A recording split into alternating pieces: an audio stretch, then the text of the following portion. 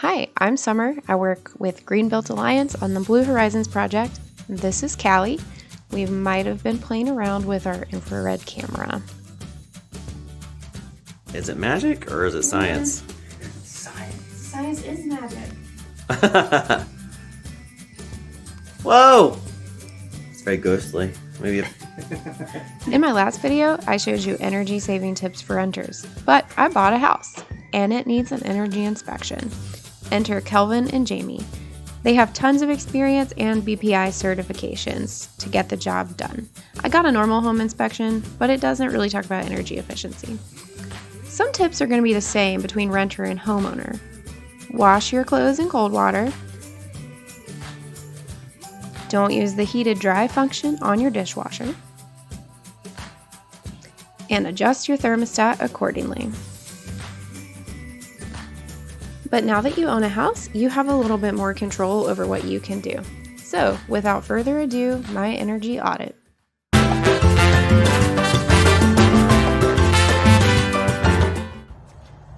So one of the first things that we do in an energy audit is just walk around the outside of the house to make sure that the water has been diverted away from the house. So one of the first things that I take a look at is usually gutters and downspouts. They have not been diverted. We can start over here.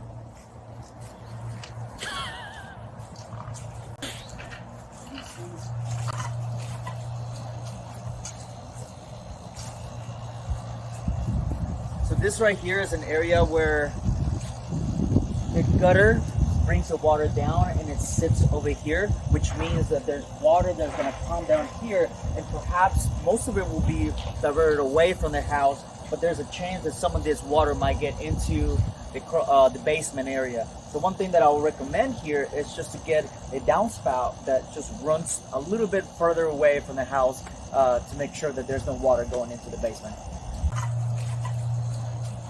So here we have a heat pump, and one thing that a lot of homeowners don't know is that you want to make sure that you check your heat pump, get a service once a year. You know, just the way that you do your car, every 3,000 miles you get an oil change. You want to make sure that your heat pumps are well kept, because typically heat pumps and furnaces like to go out in the coldest day of the year. So want to make sure that, you know, we keep up with the maintenance of it. That one looks pretty new. I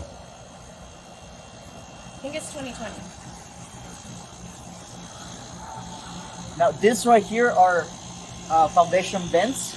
Now I haven't been inside of the house, so I don't know what's going on the other side of this. It might be a crawl space, but one thing that if you have crawl space vents is that you want to make sure that they're closed during the winter time and open during the summertime, because that moisture in the crawl space, you want to make sure it goes out, especially during the winter time. A good way to know if you have a lot of mold issues is, one, you can smell it, or your shoes might start turning green. Your shoes start turning green. Yes. Ew. I did not know that. So here we have a tree that has a lot of branches over the roof of the house. So one thing that I'll recommend homeowners in this case is to make sure that mitigate the dangers of a branch falling onto the roof. Not only that, but there's going to be a lot of leaves coming down on the roof and clogging up the gutters. So you want to make sure that the gutters are well clean, well kept. And in this case, I do see that there's gutter guards. Gutter guards. Thank you. So that's a good thing for this home. Well, and also the debris on the roof could damage the roof over time. It could cause moss. Same thing here. See that there's some water damaging this area. So one thing, just as simple, you go to Lowe's or Home Depot and just get a small downspout, and just, you kind of want to divert this water as far away from the house as possible. Here, I guess this is where the fun begins. Yeah. So a really, really easy way to save on your energy bills is changing your light bulbs. You want to make sure that your light bulbs are all LEDs. Incandescent light bulbs are terrible and they waste and use a lot of energy. LEDs are far superior, so I would recommend changing all these to LEDs.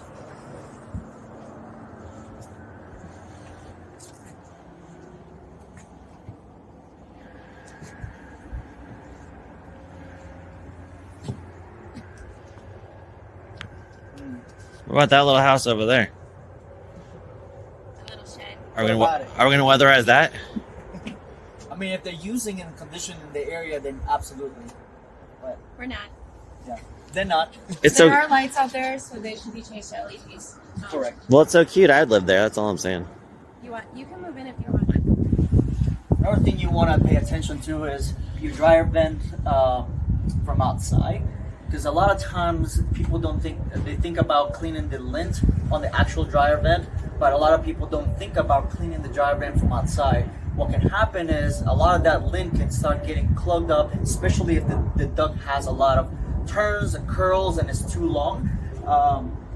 So we want to make sure that we clean this at least once a year, because what can happen is your dryer will start working less efficient. You'll start noticing that your clothes doesn't dry in one sitting, and it can potentially cause a fire as well. So make sure you clean it at least once a year. Into the dungeon we go. Oh gosh. Watch your head.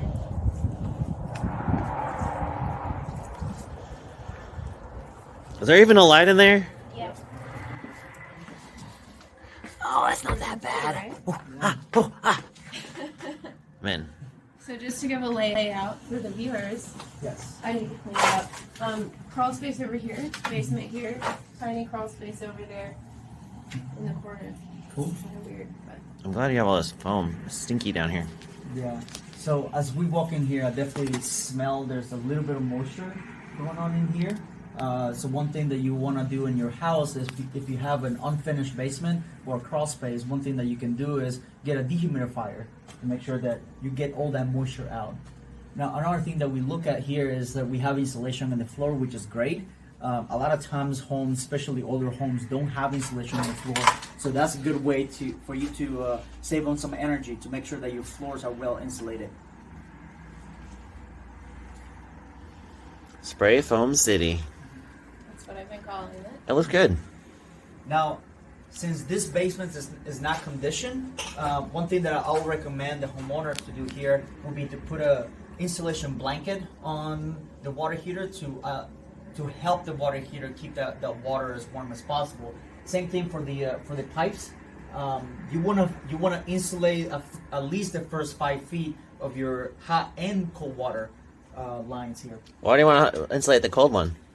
So a lot of times what happens is, the law of thermodynamics says, the second law of thermodynamics says hot moves to cold. And so when you have hot water in here and you have cold water in here, that heat is going to seep up.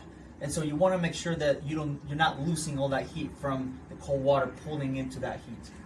Do you know what that blue tank is? This is an expansion tank. This helps get water where it needs to go as soon as possible.